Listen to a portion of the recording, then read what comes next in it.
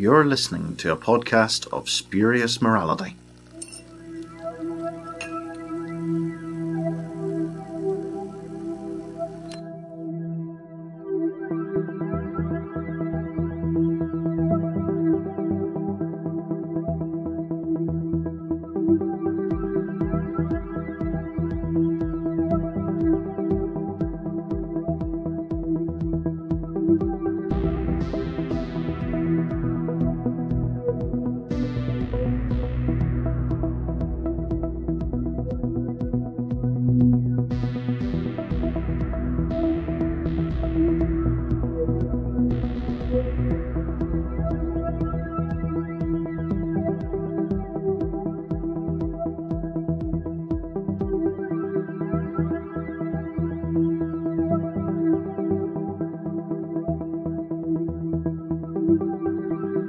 Hello and welcome to a podcast of spurious morality. I'm Johnstone and this week I have Connor with me. Hello, Connor.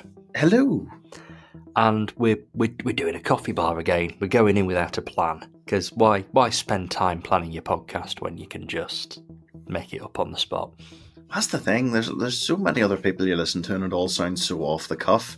And I'm sure it's all really planned, but I like off the cuff nonsense. I genuinely think that we actually plan less than most people. I would not be surprised. And we do a lot of planning. We do not make this up as we go along, and we do our homework. But actually, yeah, I think we're fairly off the cuff as we are. But this is even off the cufferer, which is not a word. It is now. So I think these coffee bar episodes, we need to sort of be a bit creative with naming them. We've had the Spodcast Coffee Bar, and now we kind of need to, we need Return to the Spodcast Coffee Bar and Revenge of the Spodcast Coffee Bar and Terror of the... This could be the Spodcast Bubble Tea Bar or Bubble Tea Cafe. We could just get more and more hipster with where we go. The Spodcast Craft Beer Company. The Spodcast Tap House. I'm sticking to my bad Doctor Who titles, and I think I'm going to call it Return of the Spodcast Coffee Bar. Yes. Make it sound like it's something to be feared. Genesis of the Spodcast Coffee Bar. Coffee? That's a new word. Coffee, yeah. And I'm sure we can get more and more obscure with these. Love and Spodcast Coffee. Right, well, let's move on. Fear in the Spodcast Coffee Bar. I was going to say Love and the Spodcast Coffee Bar sounds like not safe for work. It sounds like that Spodcast After Dark episode that you pitched to me ages ago and I completely dismissed. I don't remember this. That might be because I've just made it up. It rings a very faint bell. Like we've. I feel like we have had this conversation at some point. Spodcast After Dark. Oh God, I've put the idea back in your head now. Yeah. That can be our last ever episode. And it'll not be an intentional last ever episode. We'll just not be able to release anything after it because everyone will hate us. I mean, that's the episode that I finally release you and Mansour singing Doctor in Distress. He's not joking, listeners. That is a thing. That recording exists, listeners. That is a genuine thing. So, yes. Yeah. There's so much of that we've cut out that could come back to bite us. Yeah, and I still have it all saved. In its own separate folder, I've got an outtakes folder, which I'll either use for entertainment or blackmail, sort of whichever one becomes useful first. That's when my name is in lights someday in the future. I'll have to constantly look over my shoulder for you, dangling the outtakes folder. Yeah, and I'll just make some joke about Connor will be in distress when you all hear this. Anyway, shall we actually talk about audio drama or Doctor Who or not Doctor Who or Yeah, something. let's do that. Yeah, make a podcast. So, well, let's go with the obvious question then, which is, we're an audio drama podcast first and foremost, supposedly. What have you been listening to lately? I've been doing a few different little series, a couple of different marathons. I've been doing the First Doctor Adventures starring David Bradley and the cast of An Adventure in Space and Time. I've done the first 6 episodes. It's not even the first 6 episodes. It's the first 6 stories, which is the first 3 volumes. The Big Finish series and volumes and episodes, it all gets very confusing. But I've done the first 6 stories, which takes you from the Destination Wars up to TikTok World. And I think we're possibly going to do an episode on these in the future, so I don't want to go too deep into them, but I've really enjoyed that little run. It has been a great. I think those 6 stories form a pretty decent little series. Like, it's not anywhere near as long story-wise as a Hartnell First Doctor series would have been at the time, I think. But it's a really strong series, and TikTok World in particular acts as a really, really good finale to that run. And I've always said that those first 6 stories do feel like they've broken down as a separate series from the later 4 stories. They've done 10 in all, I think. And there does feel like there's a little bit of a gap between those first 6 and then the later 4. So I've really, really enjoyed those. I really enjoy that whole team, and I enjoy them as those characters. So that has been a lot of fun. It's very interesting and fairly unique run, I think, and there are 2 stories in there that kind of really stand out as I'm not convinced we'd get them anywhere else. One of them is TikTok World, which is beautifully bizarre and interesting, and it was great to get Carol Ann Ford in there. But I'm also a big fan of The Invention of Death, but I think everybody's a big fan of The Invention of Death. It's a really sort of wonderful and inventive story that just kind of gets that really sort of high concept sci-fi kind of thing that you do get with seasons 1 and 2 of Doctor Who. It's kind of like a really, really good sensorites from a certain point of view. It's an excellent run. I do really enjoy David Bradley as the First Doctor. I know that there are some that don't, but it really works for me. That whole TARDIS team works for me, and it's a nice alternative way of getting sort of season 1 style adventures in there. And I do hope it pops up again soon. Yes, I've really, really missed them. I think it's one of those cases where it doesn't feel like it's trying to fully ape the Hartnell era. Like, even though that is what it's doing on paper, like they've set out to do a Hartnell-esque high concept space story and a Hartnell-esque like pure historical with that run in each set, and like that's the formula that they have said. That's very deliberately, that's the formula these sets follow, and that works great because it means you're getting a good bit of variety in the set. But I do think it feels new. Like, the approach that it takes to Ian and Barbara, it gets starker certainly in volume 3. I think compared to the first 2, but it does take a slightly more modern approach to Ian and Barbara, where, at least from the Hartnell stuff I've seen, these audios make their romance that everyone sort of wants them to have. I think it makes that more explicit. And there's I think volume 3, I don't like this phrase, but I think it's the only one that fits what goes on in volume 3. I think it ships Ian and Barbara very, very strongly.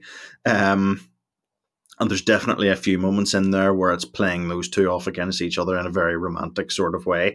And it's brilliant. It really works. It's played fantastically. And I really, really enjoy listening to it. It's a lot of fun for anyone who's a fan of Ian and Barbara. Yeah, absolutely. It definitely it offers us more than anything on the TV ever did, certainly. And it does work quite nicely. And we've not really mentioned them, but the historical stories are all very good as well. It doesn't pick on necessarily obvious things. It goes for lesser known eras or events or that kind of thing. It's not like we've got the Vikings or something like that. It's exploring bits of history that maybe the audience doesn't quite know as much about, which I think is something that early Doctor Who certainly played with on occasion. Perhaps the Aztecs or the Massacre, that kind of thing. Maybe even the Highlanders. And I really like how it's not just going for big, over the top stuff. It'd have been so easy for them to do. Let's do World War One or something like that, particularly with it being Big Finish, and World War One was 60 years further away now than it was when Doctor Who started. It it definitely kind of opens up to some sort of fairly interesting and unique adventures, and it's not something we get a lot of from Big Finish now. Like earlier on, they did quite like doing the odd pure historical, and there were quite a few with the Perry and Erimem sort of TARDIS team, but that's certainly not as common as it was. I mean, it wasn't just with them. We've had some great other ones as well. We had The Settling with Seventh Doctor, Ace and Hex, which is a brilliant story. But it's not done as often now, and it's certainly not a priority. I get the impression it's not a priority for a lot of people. But it's nice when one pops up, and this is absolutely the right place, the right range for it to pop up. 100%. I'm sitting here trying to work out which I would say is my favorite. I really like the Phoenicians, actually. Volume 3, I definitely would say is the strongest out of them all. But I really like the Phoenicians, and I always like it that little bit more every time I listen to it. I think what I picked up more on this time, compared to previous listens, is David Bradley does get. I love David Bradley as the Doctor. Out of, if I had to pick between him and Stephen Noonan, I'd absolutely pick David Bradley, as my preferred actor for the role. As good as Stephen Noonan is, and as the first Doctor in the newer stuff, I really, really got on with the David Bradley stuff, and would have singled it out as one of my favorite ranges. David Bradley, as good as I think he is, does take a fair amount of criticism for not really getting the playfulness of the first Doctor as often as Hartnell did, and I think people sort of, because I think his performance is sort of pitched through the lens of how he played Hartnell in An Adventure in Space and Time, and the illness, I think that's still an element of David Bradley's first Doctor performance sometimes. I think the Phoenicians, he gets the playfulness a lot more. I think it's written into the script a lot more explicitly as well. He certainly plays it a lot more playfully and a little bit more mischievous and twinkly, and it's brilliant. He's really, really good, and shines in the Phoenicians in particular, I think. I would definitely mark it out as my favourite pure historical from that run. I'd be very curious to know whether writers approach writing David Bradley's first Doctor different to, say, Peter Purves doing it or Stephen Noonan doing it or whatever. Like, is that playfulness taken out in the writing, or is it purely a performance thing? I suspect it might be a case of 50-50. They've definitely talked about that in the behind the scenes, where for the first few sets, because they didn't really have too much to base the writing on for that, the writers were told just to very explicitly write for the first Doctor, Ian, Susan and Barbara, as played by the original TV cast. Like, the scripts were written with Hartnell and co in mind. But there was one, at least, and it was I'm just checking here. It was For the Glory of Earth by Guy Adams, where Guy Adams said he did deliberately write it for David Bradley's version of the First Doctor. Like he took David Bradley's voice into account for the Glory of Earth. Fair enough. So there have been different approaches, and I think it's perhaps noticeable with For the Glory of Earth. It's it's a kind of strange tale, and I think that it's one that sticks fairly closely actually to that sort of early 60s 4-part format, but at the same time I really, really can't see something like that actually being done back then, whereas I can see the original production team attempting something like the Phoenicians or Barbarians and Samurai and all that kind of thing. But For the Glory of Earth is just one that I can't see even nearly happening at the time. It is slightly outside that era. It definitely feels more of the present day, but it's still I think it's a great story as well. It's another one I would mark out as getting better each time I listen to it. I think all of them do. I re-listened to them all relatively recently, probably about a year ago, give or take, and I did find that there was an awful lot in there that I hadn't picked up on the first time, hadn't enjoyed the first time. I think it's actually better enjoyed as a series as opposed to just 2 4-parters every, year or so when they came out. I think they're actually better enjoyed as, it's like you were saying, how the first 3 sets kind of make up their own season. I think that probably is the best way to listen to these. I think, some things are best listened to in isolation, some are best binged. I think maybe this is best binged. Certainly Volume 3, just as I was saying about the Ian and Barbara stuff, like there's stuff in the Phoenicians that sort of sets up their relationship that gets explored more in TikTok world. So certainly listening to those 2 back to back helps an awful lot. Beyond that, I think they are a little more standalone. Like the only reference I can really think of is, to other stories within the series is when they land in Tyre in the Phoenicians. Ian makes a crack about hordes of samurai, which they've just met in, the samurai and the barbarians. So that's the only other reference that sort of springs to mind. It does have that continuity that season 1 had, which I quite like. They do a really great job with the endings of each episode, or the endings of each serial, because they do lead directly into the next one, even across different sets that were released a couple of years apart. Like the series was very clearly well planned from that point of view. Am I right in thinking that we were actually left on a cliffhanger in the last set? Yeah, it's really annoying. It's really annoying. Was it the Shakespeare one, the last one? I think it was, because there was the Russian Revolution.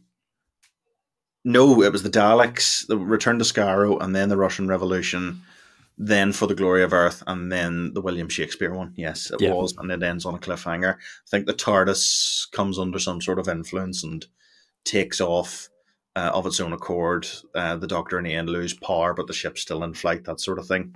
And that has never been followed up on. Please, Big Finish, if you're listening, I want that resolved, please. Even if it's just a short trip. No, not a short trip. Give us another David Bradley series. Go on. Yes, please. Yes, please. No, I really, really must return to these sometime. I did a I guess it was a season 1 marathon, an original TARDIS team marathon. So I took the Companion Chronicles, Short Trips, Early Adventures, and the David Bradley audios, sort of all the stuff set in like before Dalek Invasion of Earth, and kind of did a little marathon of that. And it worked quite nicely, sort of jumping between ranges. And in the Bradley stuff, I think all stacked together. I again tried to come up with a bit of a continuity for it, as I usually do. But I think all the Bradley stuff actually did sort of stick together. It was one coherent series because obviously everything leads into the next. And it was a great little listen. if I was going to do that, if I was going to do the David Bradley stuff between Hartnell season 1 and 2, I would end with TikTok World, because it sets up the Dalek invasion of Earth so well, and it sets up the Doctor's decision to leave Susan so well, because I think that comes out of the blue a little in the Dalek invasion itself. But TikTok World and all the stuff that goes, that the Doctor goes through about Susan, about realizing that she is her own woman and she has to, be able to make her own decisions, and he needs to give her the space to do that. It does feel like it's setting up his motivation for leaving her on Earth. Yeah, it's kind of definitely a very, very towards the end of that era story. Absolutely. It does feel like it maybe would get slightly diluted as you move away. If you move on to the later stories, if you're doing that as a run. Well, it's one that I'll look at again at some point down the line, because how many are there now? 10 stories, aren't there? I'll do these 10 stories again, and hopefully there'll be an 11th and 12th somewhere down the line. What about you? What have you been listening to recently? All sorts. So very rarely I've not kind of been stuck in some marathon. Usually I'll sort of have some big, few months to complete marathon on the go. But for the last few months, I have still sort of come up with little bunches of things to listen to, but it's not been as big and as planned before. So I did all of the David Warner New Adventures of Bernice Summerfield, and actually his 2 Unbounds as well. I did those a little while back and thoroughly enjoyed them. I still think that final set is just ridiculously good. It's definitely a candidate for best thing Big Finish will bring out this decade. Was it Blood and Steel? Was it called? I think so. Yeah, Yeah. But yeah, just phenomenal set, and I loved it the first time round, but listening to it again, and obviously, again, just picking up on stuff that I'd maybe missed the first time or that sort of thing. Just mind-blowingly good, really, really powerful stuff, and it's a shame that we're not going to get any more of that TARDIS team. It really, really is. I've mopped up on monthly range adventures that I'd only heard once, so I've now heard everything twice.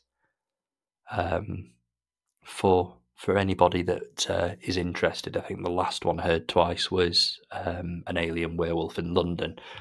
I really enjoyed the Mags trilogy, and there was no particular reason I'd left that till last. It's just kind of, it fell that way. There were various 5th, 6th and 7th Doctor things to work my way through, and I just coincidentally ended up on that one. But yeah, there was some absolutely great stuff in there.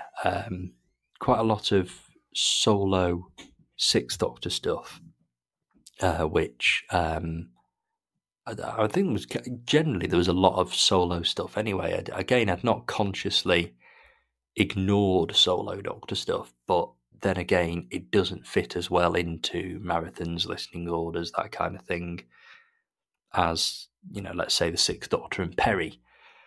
So that was quite interesting. That was quite sort of good to get through a lot of that. I had quite a lot of 5th Doctor stuff to mop up, and did a mini sort of 5th Doctor and Turlo marathon, which, as I've often said, is a TARDIS team I wish we actually had more of. Like, I really, really wouldn't say no to a year of 5th Doctor and Turlo box sets somewhere in the near future, because I think they're a great pairing, and I think the two characters work well on their own, and really we only saw it for 2/3 of an episode on screen.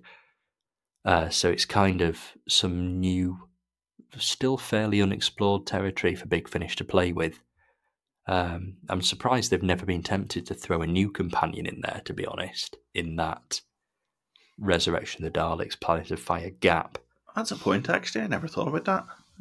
That feels like it's waiting for someone to stroll into it. I mean, Perry strolled in so well in Planet of Fire, and okay, as a TARDIS team, they lasted for 3.5 episodes, but yeah, it'd be quite interesting just to continue to explore the 5th Doctor and Turlo dynamic, and maybe add something else into it as well, or have them meet older Tegan. No, don't have the meet older Tegan.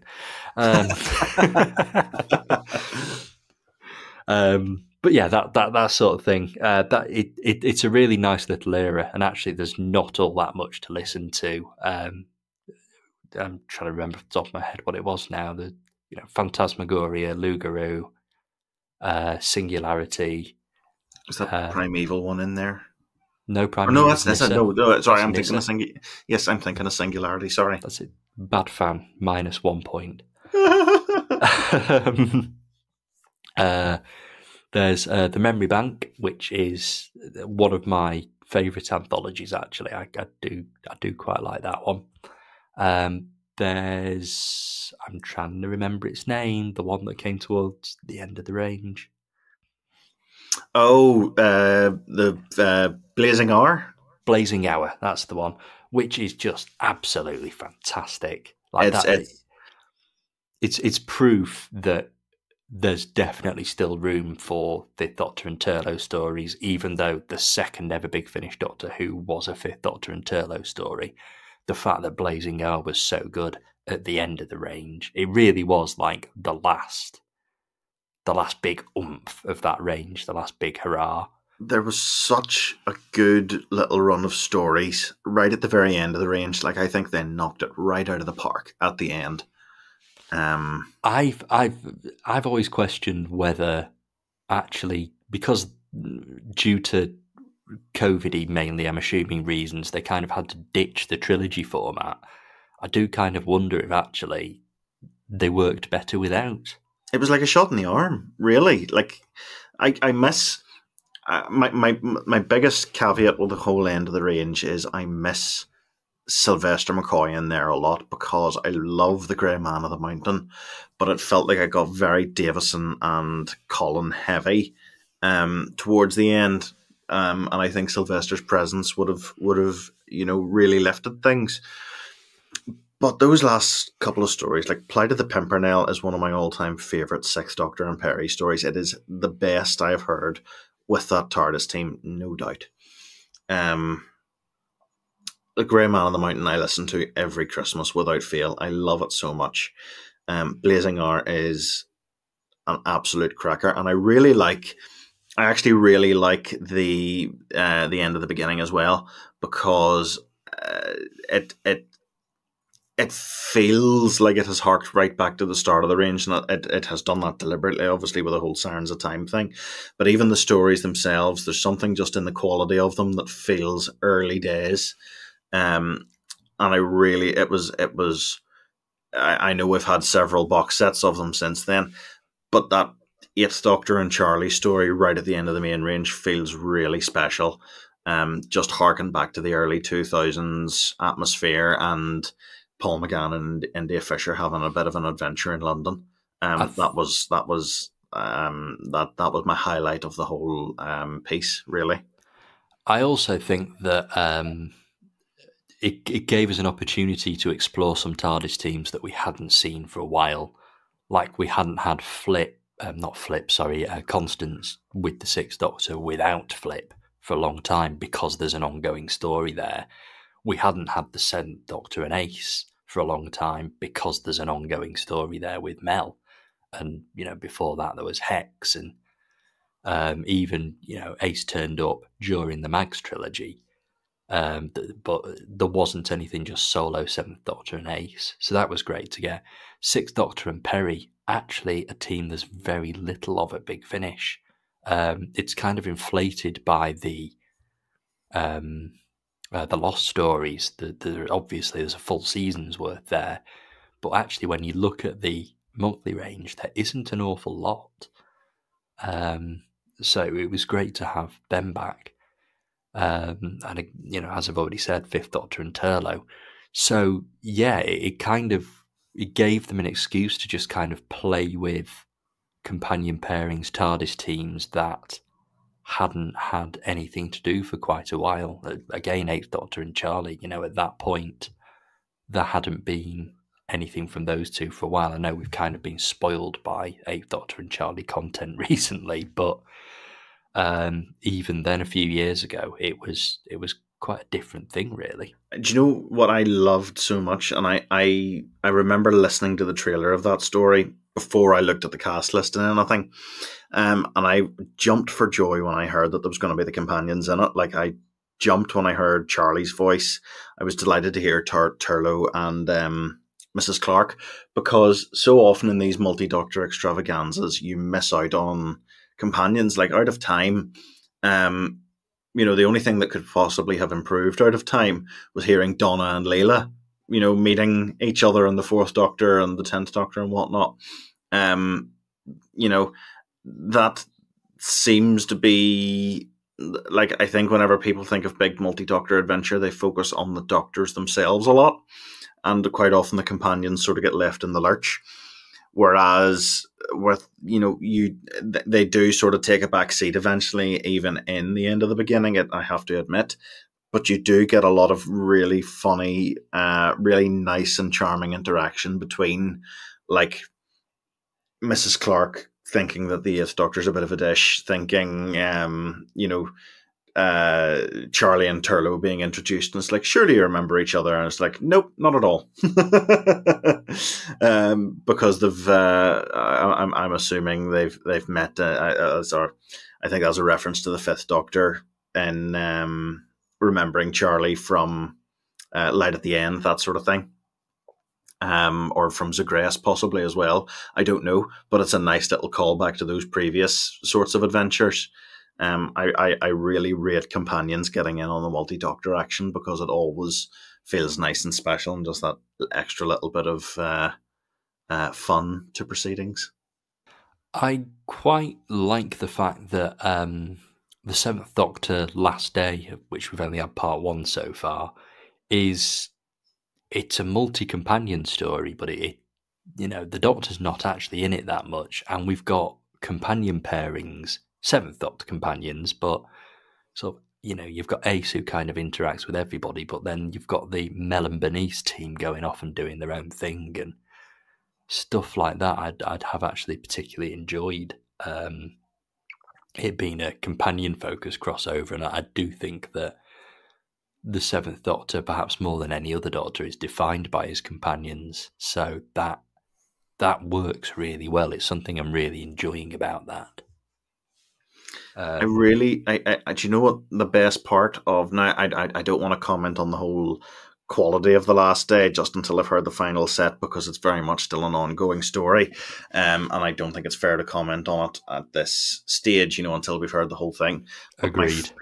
My favorite thing about The Last Day, the first part of it, was hearing Hex and Sally again. Like, that felt really special to pick up with those two and their family so many years after they left the TARDIS. That was great. Yeah, it was. It was good to see that Hex kind of got a normal life after everything that happened, and there was a lot of everything that happened. But obviously, it's in a universe that may never exist that way. We'll see how it ends. But yeah, there's a lot in there to enjoy, a lot to pick up on, and just kind of find nice, I guess. Which is, it's a good starting point. And I am very interested to see where it goes as well. Yes, I'm looking forward to the second half of it. Just trying to think what else I've been listening to, because there is a lot. Oh, Missy. I've listened to Missy, but we won't talk about that because that's for an episode that we're doing soon. I'm also listening to Missy, but I won't talk about that because that's also for an episode we're doing soon. Oh, you're on that one, are you? Yeah, you can't get rid of me. You're like the monk to my Missy. I'll just turn up in ever more rubbish disguises. No, that's the Master's thing.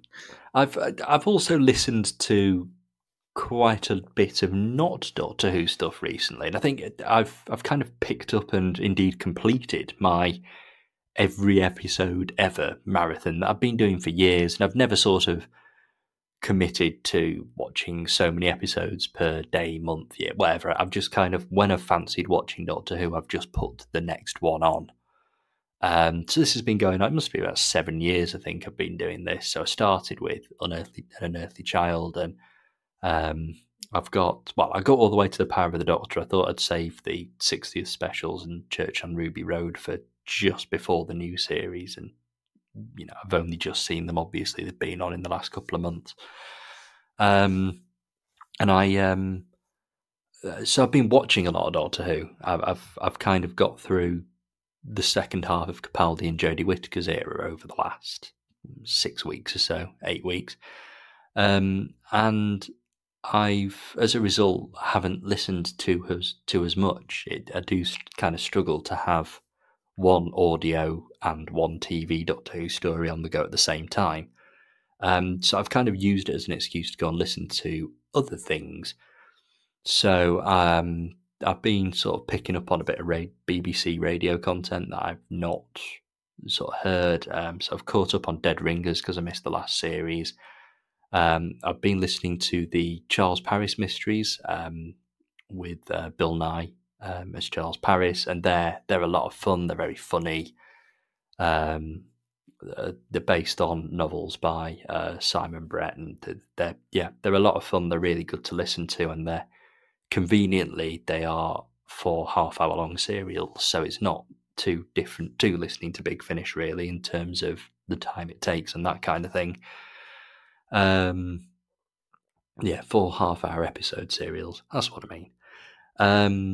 And now I'm rewatching Twin Peaks on TV, and I'm listening to a Twin Peaks audiobook, which is sort of the complete history of Twin Peaks. It's very interesting. It's an audiobook, but it's got a huge cast. Like, every character in the book has its own actor. Some of them are from the series.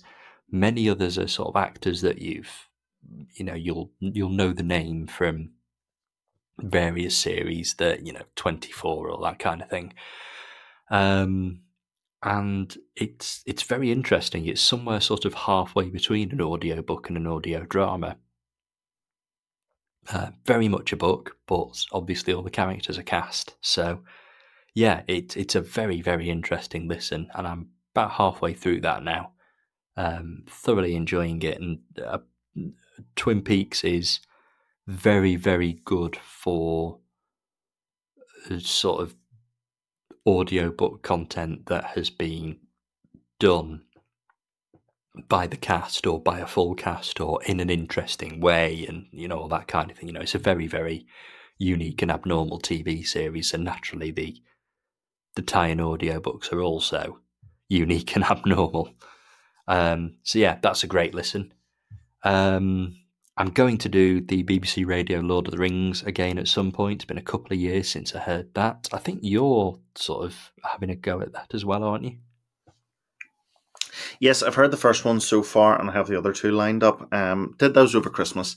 I like to vary my listening around Christmas, and I like to vary my listening more recently. I used to listen exclusively to Big Finish and nothing else. And I think what I've really appreciated over the last couple of years is doing stuff like The Lord of the Rings and like The Hitchhiker's Guide to the Galaxy. I've done the first series of it. I have the second lined up as well now, which I will get to. I'm actually taking a little bit of a break from audio drama at the moment. I'm still listening to a lot of Big Finish. I split my listening up into my commuting time, so I'll always listen to Big Finish stuff in the morning on my way into work. But at the moment, I'm slightly branching out in the afternoons on the way home. I'm listening to a lot more podcasts recently. I've been catching up. I used to listen religiously to them and then sort of fell off. I've been catching up on the Review of Death, which is fantastic, and I really, really enjoyed their coverage around the Doctor Who 60th anniversary. But I'll stop talking about them because they're the competition. I really, really enjoy their stuff. The big one I'm listening to, actually, I've dipped in and out of this over the last maybe year or two, just as I've really gotten into Dungeons and Dragons over the last wee while, I've been listening to Critical Role, which fascinates me because they have made they have basically created a whole industry of people playing Dungeons and Dragons and putting it on the internet and it being lapped up because it has become so popular. And like I think the two big reasons in why D&D has become as popular as it has over the last few years is down to two factors. Critical Role being one and Stranger Things being the other.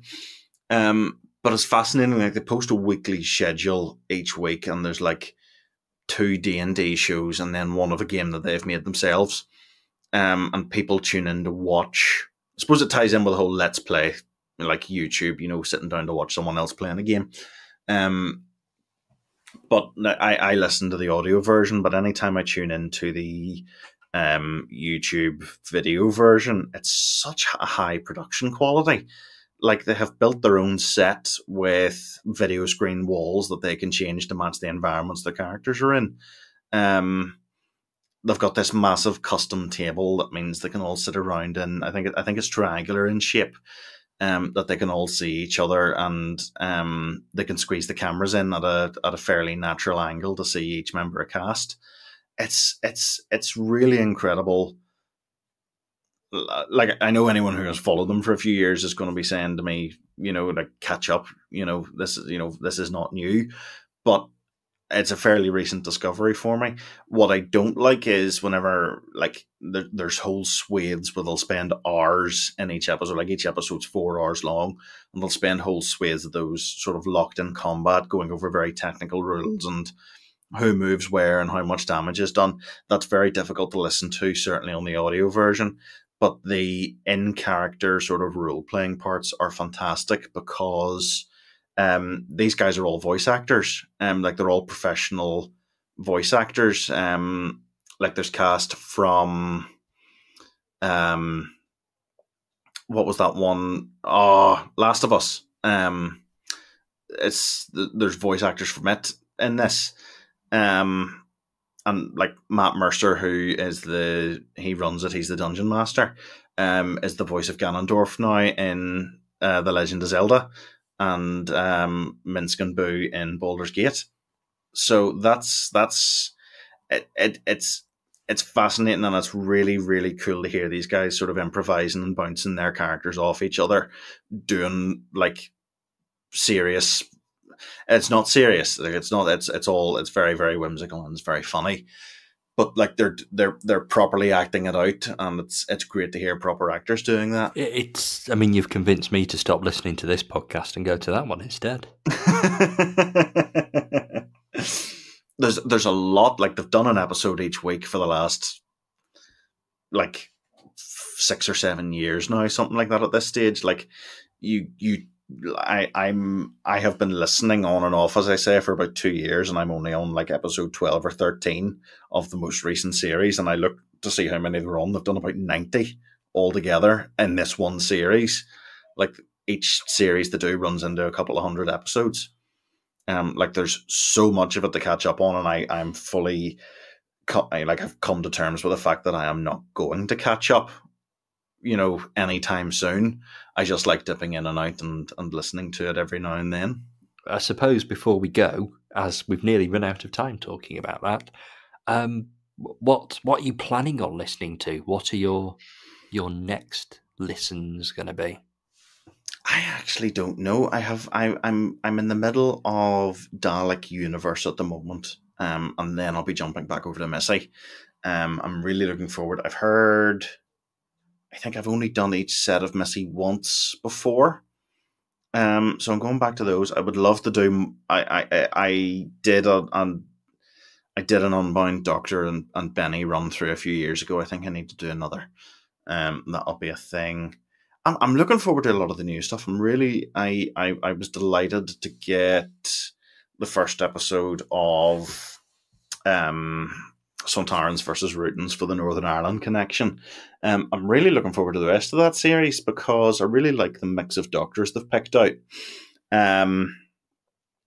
And I'm intrigued. Like, I'll never say no to hearing, more of the like Sarah Jane Smith and Brigadier combination.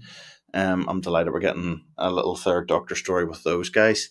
Yeah, I'm looking forward to that. I have the new Thunderbird stuff lined up to do at some stage. I've really missed Christopher Eccleston. I've really missed the Ninth Doctor adventures over the last wee while because they've had a little bit of a break over the anniversary period, and the new set is due very soon. So I'm looking forward to that with Benny Summerfield as well. Actually, Yeah, that is going to be brilliant. I'm a big fan of Benny meeting as many Doctors as possible. I think, to be honest, my dream range that hasn't been announced yet, and probably never will be, to tell the truth, would be basically merging the River Song and Bernice Summerfield ranges and having sort of two archaeologists meeting various Doctors, companions, monsters, having adventures, that kind of thing. I think they'd be a nice little pairing. I don't think I'd like that on like a permanent basis. I would love it if they did a like 2 or 3 set arc with Benny and River as the lead characters. Just do a proper crossover series. Do put it on the scale of Stranded or something like that, and just have River Song and Benny sharing a series for 3 or 4 sets, and then make it a proper series. And then I'll take what I can get. Again. Honestly, I'll take what I can get with that one. I think that, I don't think it'll happen, but it would be absolutely brilliant if it did. I really think. It feels really weird that they've only met once. Like, it feels wrong, and it was in Doctor Who as well. Like, surely those 2 characters need some time to themselves. Yeah, they need a Doctorless series of adventures. So that's kind of on the Big Finish fantasy release wish list. But, everything else on that wish list is basically Gallifrey the Dark Times, which is, brilliantly open to exploration. Let's have a new Rassilon and let's have him have a scrap with vampires thousands of years before the Doctor was timeless childed. I nearly said born, but I don't know. There's a way of doing it. Oh, well, if we're talking about fantasy releases, more Brigadier Bambera, please. We've gone too long without the new Unit Brave New World set being announced. Yes, they should have announced at least 15 sets of it by now, because the 2 that we've had were just beyond excellent. I'd definitely love to see more of that. And again, it can actually, it doesn't have to sort of be a direct continuation of the 2 that we've had already. Let's dip slightly earlier into Bambera's timeline, and let's have Ansel in. I am amazed that Big Finish have never done some kind of Battlefield prequel, sequel, using the characters from Battlefield. It's just such an obvious thing to do. I think, Morgaine got locked up at the end of that story, and I'm not convinced for a minute that this evil witch war battle queen from multiple dimensions could be locked up by Unit. So why have we never had another Morgaine story? Why has Mordred never come back, and why has Anselin never come back? So we could have something post-Battlefield. Isn't there a bit at the start of Brave New World? There's a bit it's like the very first episode of Seabird 1. Yeah, they've divorced, haven't they? Where they've split up, and it's just like, don't know if they mention Anselin by name, but it's like, it's definitely him, isn't it? No, I think they do. I think they do they? Yeah. Excellent. Perfect. I think somebody even says something like, "Oh, you've lost your interdimensional knight," or something like that. There has been sort of other media stuff with them. I think there's a Benny short story where she meets either Bambera or Anselin. I can't remember exactly now. It's been a long time since I read it. But yeah, they've popped up a tiny bit. But no, I want a full cast Battlefield sequel. It'd be excellent. Yeah. It seems to be one of those stories that sets up an awful lot, has an awful lot of world building going on. There's a lot of mythology behind it, and I think it's remained, certainly on audio or at Big Finish, it's remained largely unexplored. So it'd be pretty good to have something like that, even if it's Morgaine's evil sister turns up and does stuff. I don't know. But there's definitely something I'd like to see there. Also, Doctor Who crossover. I want Seventh Doctor. I want a Seventh Doctor story with Pampera and the Brave New World team. Yes. Or even an Eighth Doctor story. Yes. Put Paul McGann and everything. Yeah, that could be done. And Paul McGann's just not in enough at the moment, so... I'm glad that I noticed actually that they haven't bulked his sets together at the end of the year. Like November and December for the last couple of years has been the Eighth Doctor's time. There's a new Eighth Doctor set coming in June or July, I think, this year. It's called Echoes. And that's I think the next Time War set's been delayed, hasn't it? And they've brought forward an Eighth Doctor normal set. It's something like that. I think so. I don't know whether I want that to be Charlie on Audacity or whether I want them to go back to Live in Helen. I think I want them to go back to Live in Helen, and just alternate years, like do modern Eighth Doctor, classic Eighth Doctor year about. I do want to hear the story that makes Liv decide she needs to go back to Baker Street. Yes, definitely. Oh, there's Fantasy Wish List. We were talking about this just among ourselves the other day, but the world needs to hear this. Torchwood. Let's have a Liv and Tanya story in the Torchwood range, please. I want to hear Liv Chenka without the restraints of Doctor Who's niceties, please. Yes. I want to hear a post-Watershed Liv Chenka. Yes. Like effing and jeffing as she saves the world. Brilliant. Yep. Going back to what I'm going to listen to, I'm doing a massive Eighth Doctor marathon soon. And I think I actually mentioned this last time we did one of these episodes. I've still not started it. I'm kind of putting it off a bit, I guess, because I know it's going to be a big listen. I reckon it's going to take me somewhere between 6 to 8 months to get through. It's nearly 380 releases not releases, stories that I've worked into this, because I'm including the Cyberman spin-off series. I'm including Gallifrey. The robots is in there, a few other things as well. And I'm carrying on into the War Doctor, so it's going to take the Eighth Doctor right from, I think, the earliest Big Finish release for the Eighth Doctor is Company of Friends. I need to double check that. Because the Mary Shelley stuff is before Charlie. Yep. So I'm going to start there, and I'm going to work my way through an awful lot right into the Time War, and then I'm going to carry on with the War Doctor and Gallifrey Time War, the War Master, all the other Time War-y stuff, Susan's War. It's all going to go in there. So I'll share the list online at some point, but I'm looking forward to starting it, but at the same time I'm kind of putting off starting it because I know that it's going to be a bit all-consuming, and chances are, apart from the odd thing for this podcast or new releases, I'm not going to listen to much else in that time. So I'm kind of scratching as many itches now. So things like finishing off the monthly range, as I have been doing for the second time. That's kind of get that out of the way so that I can just do this Eighth Doctor marathon and kind of focus on that. That sounds like heaven. I'm working my way through. I started this time with Storm Warning. I actually did not too long ago the Mary Shelley stuff as well, so that probably is now the retrospective start of it. But again, it's one of my commuting listens was the Seventh Doctor Ace and Hex stuff, and that finished that sometime last year. So I have moved on now to the Eighth Doctor. Like, that is my thing to look forward to every few weeks, is a new series of Paul McGann. With Charlie and soon to be Keres.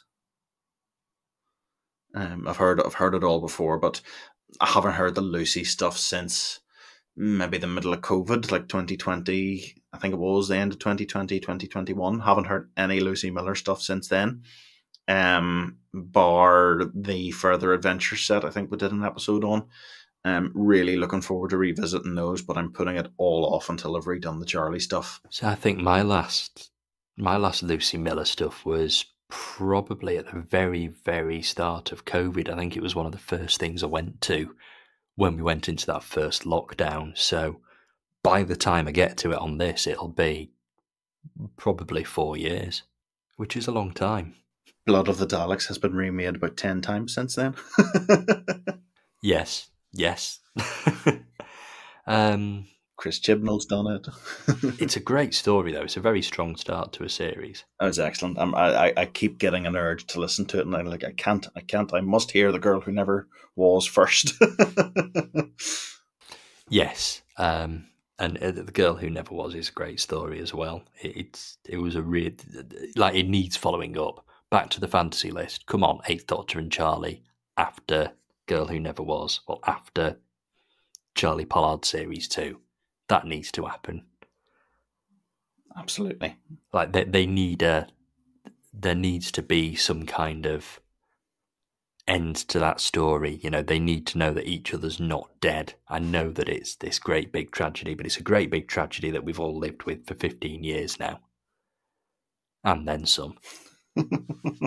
So yeah, we can resolve it now. Big Finish. We'll let you meet them up again. We can do that. Which apparently, I believe, is something that will happen in Charlie Pollard 3. I think it's been talked about a long time ago. That's been in the works for years, or that was announced years ago that was going to be where the big reunion was. So yeah, hopefully that's not too far away. Fingers crossed. Mm-hmm. But I suspect many of our listeners are saying, hopefully the end of this episode isn't too far away. And well, I've got some good news for them. We've pretty much run out of time. So that was, I do enjoy these coffee bar episodes where we just kind of go in unplanned and talk about what we've been listening to and watching. Yeah, not that we've done watching today, we've not had time.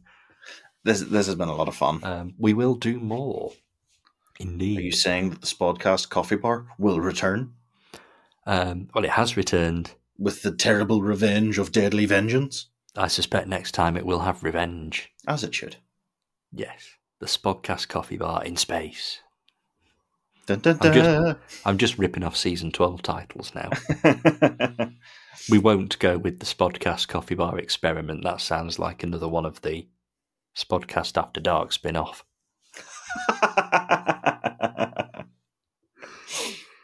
And that is definitely time to bring this episode to a close. So thank you very much for joining me, Connor. Thank you very much. And we'll be back for, well, normal service will be resumed next week, but we'll be back for more coffee barring and more spodcasting soon. Goodbye now. Goodbye, friends. Until next time. We could do one where, like, the latte machine runs out. That could be Terror of the... All right, you can stop recording now. Spodcast Coffee Bar.